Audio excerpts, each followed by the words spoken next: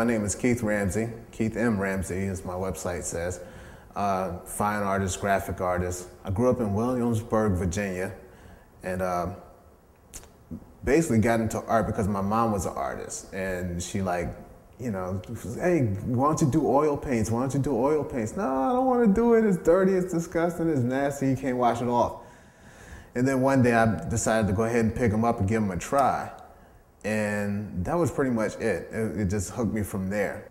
The style I do now is developed from looking at Edward Hopper as my muse.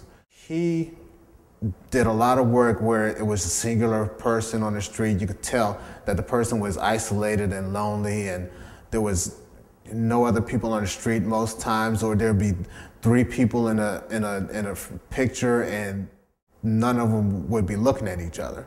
So it kind of spoke to me because in the mid-90s, about around 94, 95, I basically went to work, went home, and painted. And that was my whole life. I would go out to the park and be in the back of my truck reading books. And that was it. I basically had hardly any friends I was talking to or hanging out with or anything. So it was just basically me and my cat and my art.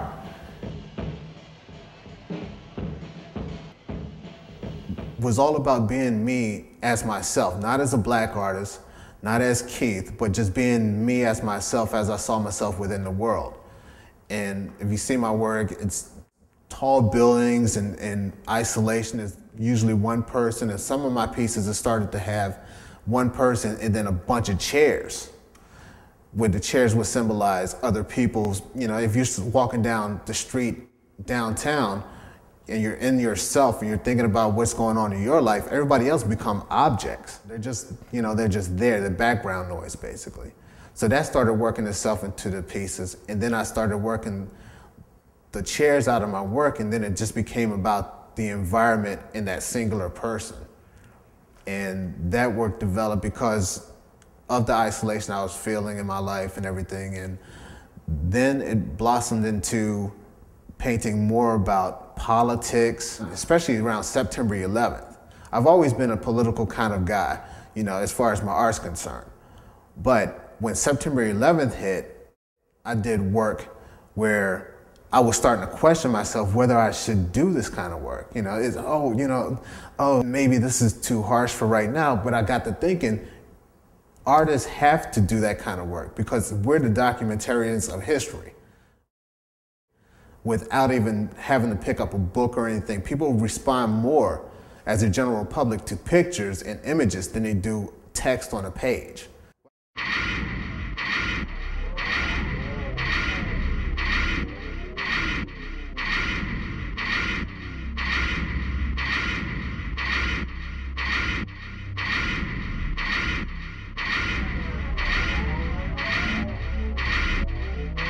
Four bodies of work: my political work, my cityscapes and noir, my noir prints, which are drawings, and then Diluted Loss, which is a series of works that deals with black soldiers of World War II specifically, because it's such a longer war and it's so close to where we are now.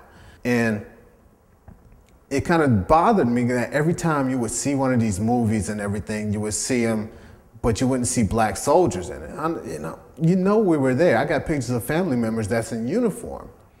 And then what really got me one day was, I was looking at the History Channel and Tom Brokaw was doing something called The Color of War.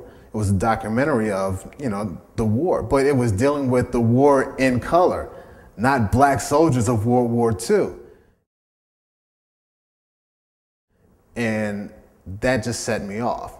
That, along with this magazine that I got celebrating 50 years of World War II, it was a bunch of letters in the magazine from soldiers of World War II. Only 1 or 2 were from black soldiers out of 208 pages. And that upset me. And so I started Diluted Loss because it dealt with the fact that as much as we struggled, as much as we proved between the Tuskegee Airmen, the 761st Tank Battalion, those guys, and all of them who were told you can't do this. You're not capable of being a good soldier. Went out and exploded as far as how well they did the job without complaint and better than most of their counterparts. And got the jobs done efficiently, but at the same time, as long as they were over there fighting for America, America didn't care.